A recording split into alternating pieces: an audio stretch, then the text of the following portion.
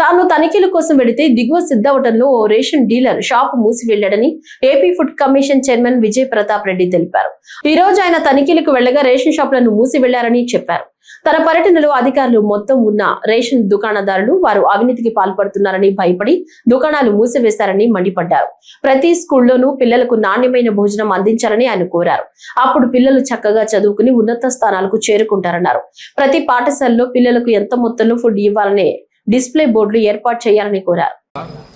మేము వస్తున్నామని చెప్పేసి ఆటోమేటిక్ గా అందరూ అది షాపులన్నీ మూసేసి అట్లా రేషన్ షాపులు మన దిగువ సిద్ధవటం అక్కడ రేషన్ షాప్ మూసేయడం జరిగింది. కొద్దిసేపు వెయిట్ చేసాం. అతను ఫోన్ వస్తా ఉన్నా అని చెప్పి స్విచ్ ఆఫ్ చేశాడు ఫోన్ కూడా. అలా ఉంది రేషన్ డీలర్ల పరిస్థితి. ఇప్పుడు ఒక welfare hostel pre matric welfare హాస్టల్లో ఉన్నాం. ఇక్కడ బాగుంది, పిల్లలతో కూడా మాట్లాడాను సపరేట్ గా, చాలా బాగుంది, అన్ని సవ్యంగా ఇస్తా ఉన్నారు. ఇక్కడ వార్డెన్ కొంచెం జాగ్రత్తగా మెనూ ఫాలో అవుతా ఉన్నారు. At the same time quantities కూడా ఒక పెద్ద బోర్డే రాపించి పెట్టాడు. మేము అందరికి చెప్తా ఉన్నాం వార్డెన్స్ కూడా.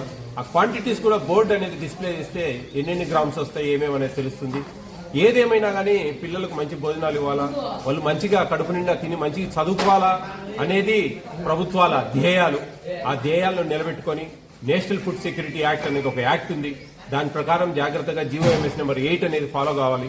దాని ప్రకారం క్వాలిటీ అండ్ క్వాంటిటీ చెక్ చేసుకుంటా వార్డెన్స్ నిబద్ధతతో జాగ్రత్తగా పనిచేసి ఆ పిల్లలకు సవ్యంగా భోజనాలు పెడితే వాళ్ళ భవిష్యత్తు బాగుంటుంది. వాళ్ళు మంచిగా భోంచేసి మంచిగా చదువుకొని వాళ్ళ జీవితాలకు మంచి మార్గాలు వేసుకుంటారని దీనివల్ల ఉపయోగపడుతుందని తెలియజేస్తా ఉన్నా. థ్యాంక్ యూ అన్నారు.